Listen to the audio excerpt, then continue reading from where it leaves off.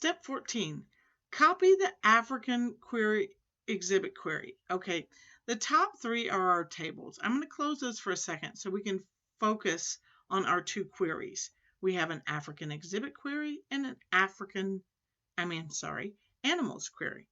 So it's asking us to copy the African exhibit query in the navigation pane and then paste it with a new name. So here's the African exhibit query. I'm going to right-click that query and I'm going to choose copy. It's literally that simple. I right-click again in the navigation pane and I click paste. It then gives us a new title name. What do you want to name this query? Do you want to name it copy of? Well, no, we want to name it Asian exhibit. And we just type in the query name and we say OK. And here's our third query.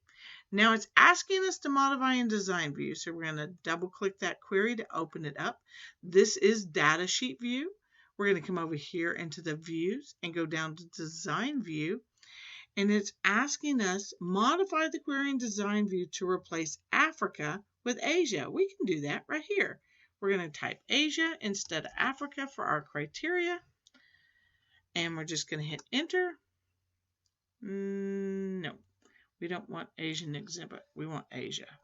So I'm going to go ahead and put my quotes around it. All right, and we want to run the query. And you can see how we've sorted by Asia. We want to save the query, so I'm going to right-click the tab and save.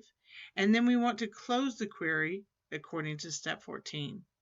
And so now we have 3 queries, and if I open up here, we also have 3 tables. That's the end of step 14.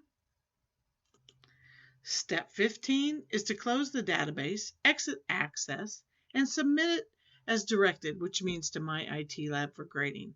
Great job, team. Let's get going.